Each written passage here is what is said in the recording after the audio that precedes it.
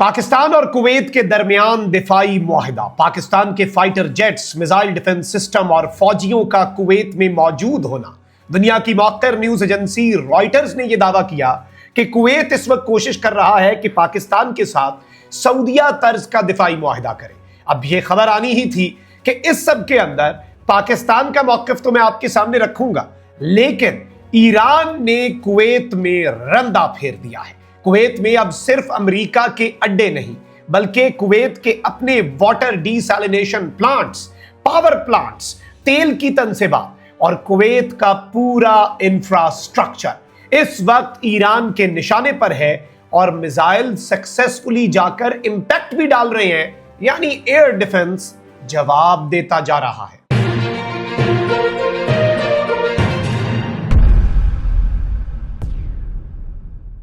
बिस्मिल्लाहिर्रहमानिर्रहीम, अस्सलाम वालेकुम। मैं हूं मखदूम शहाबुद्दीन। 18 जुलाई 2026 हफ्ते का दिन। नाज़रीन कराम, कुछ इंतहाई आम तरीन अपडेट से मशरिक़ वस्ता की जो आपके सामने रखनी है।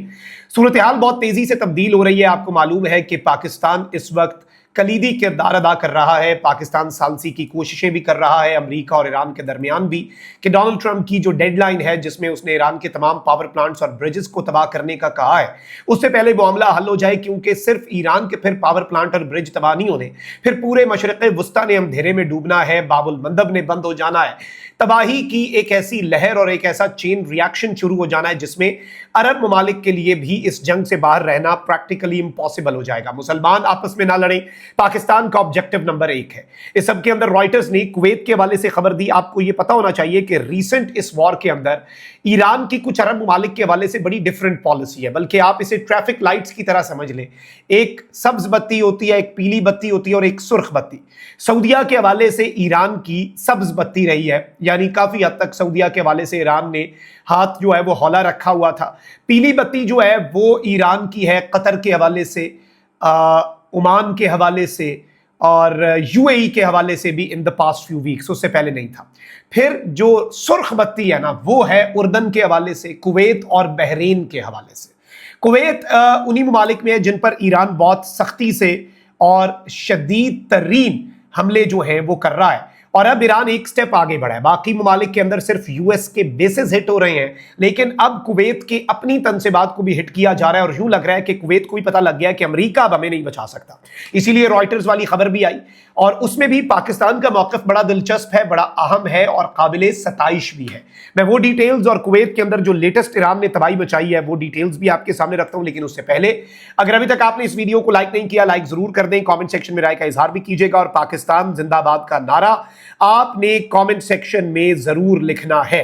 नाज़रीन कराम, ईरान जो है उसने इस वक्त कुवैत के ऊपर अपने हमलों का आगाज कर दिया है और सबसे अहम तरीन चीज यह है नाज़रीन कराम के ये जो अरब ममालिक हैं, यहां पर डिसैलिनेशन प्लांट्स बड़े इंपॉर्टेंट हैं। सिर्फ अगर मैं कुवैत की बात करूं तो कुवैत में जो ड्रिंकिंग वाटर है, जो लोग पानी पीते हैं, उसका 90% डिसैलिनेशन के प्रोसेस से होकर आता है। यानी लोगों का पीने का जो पानी है वो इन डिसैलिनेशन प्लांट्स में से 90% कुवैत के अंदर जो पीने का पानी है वो इन प्लांट्स में से आता है। फिर पावर प्लांट्स जो हैं कुवैत के, वो भी बड़े इंपॉर्टेंट हैं। बिजली आजकल एक नेसेसिटी है। ईरान के पावर प्लांट्स को हिट किया। ईरान की हुकूमत ने पूरे मुल्क से दरखास्तें करना शुरू कर दी है कि कम बिजली इस्तेमाल करो वरना कम हो जाएगी। हमारे पावर प्लांट्स हिट हो चुके हैं, डिसरप्शंस हो रही हैं, there are lot of problems right now.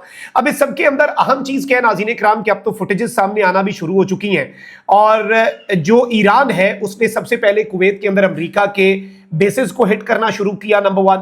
फिर यूएस मिलिट्री के फ्यूल टर्मिनल्स जो हैं उनको ईरान की तरफ से हिट किए जाने का आगाज हो गया।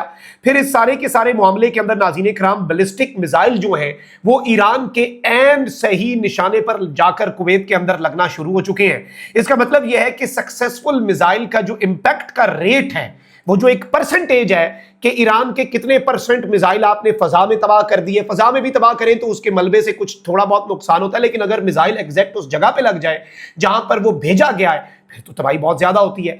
तो वो परसेंटेज ईरान के सक्सेसफुल मिसाइलों के इंपैक्ट डालने की परसेंटेज या एयर डिफेंस को चीट करके अपने टारगेट को हिट करने की जो परसेंटेज है वो सिग्निफिकेंटली बढ़ती जा रही है। मिडिल ईस्ट के अंदर जॉर्डन में भी कुछ जगहों के ऊपर हमले हुए।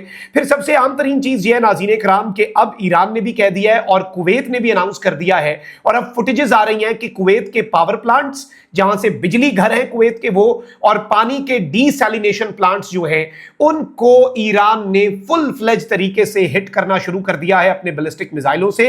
और ईरान की आर्म्ड फोर्सेस ने कहा है कि कुवैत को अब सिग्निफिकेंट डैमेजेस के लिए तैयार रहना पड़ेगा।